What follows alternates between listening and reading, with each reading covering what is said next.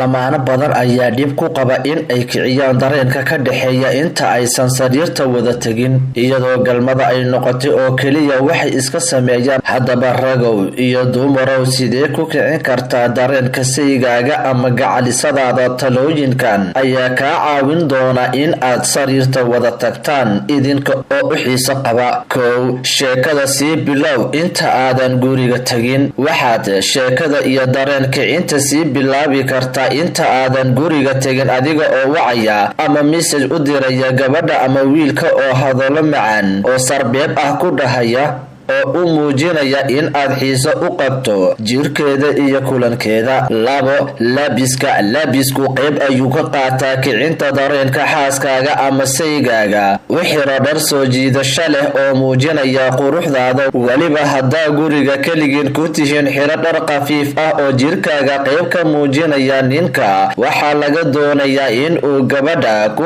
ammaano labiska qurxoon, isagoo dhahaya ereyo muujinaya in uu dareemay iyo isbedelka dharka. Saddex, xiriirka indhaha iyo codka hoose. Indhuhu qayb weyn ayay ka qaataan kicinta dareenka qofka. Marka aad qofka indhaha toos uga fiiriso, waxaad ka akhrisan kartaa dareenkoodu sida uu yahay. Marka aad gabadha la sheekaysanayso, indhaha toos ugu fiiri oo indhahaaga iyo mideeda waa in ay isqabtaan, weliba adiga oo cod hoose oo macaan kula sheekaysanaya. Codka sare waa dilaa dareenka. Mowduuc kasta oo aad ka hadlayso, codkaaga hoos u dhig adiga oo gabadha indhaha ka eegaya. Afar, muuji dareenkaaga. Hakala xishoon gabadha dareenkaaga iyo waxa aad damacsan tahay oo kula hadal ereyo macaan oo galmada xitaa la xiriira. Xitaa ugu goodi sida aad yeeli doonto iyo casharka aad u dhigi doonto marka aad sariirta wada tagtaan. U muuji in aad kacsi badan u qabto oo aad iscelin laadahay. Dumarku waa ku kacsadaan marka ay ogaadaan in baahi loo qabo jirkooda. Shan, tartiibso. Degdegu dareenka waa dilaa. Noqonin degan oo aan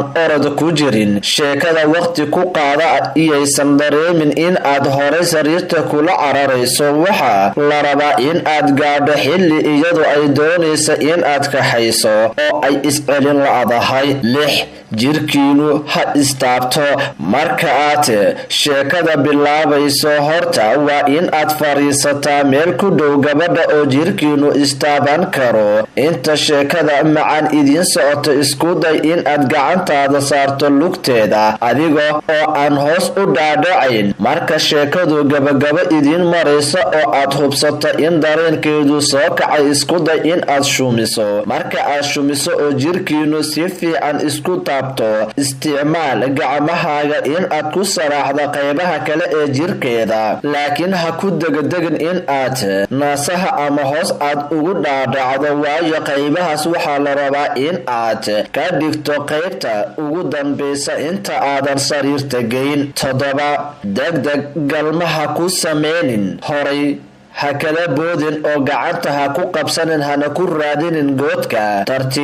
tartiib wax walba ku wad. Sideed, indhahaaga iyo indhaheeda marka aad sariirta wada seexataan, si galgacayl leh ku fiiri sujuudaada iyo sujuudeeda issaar.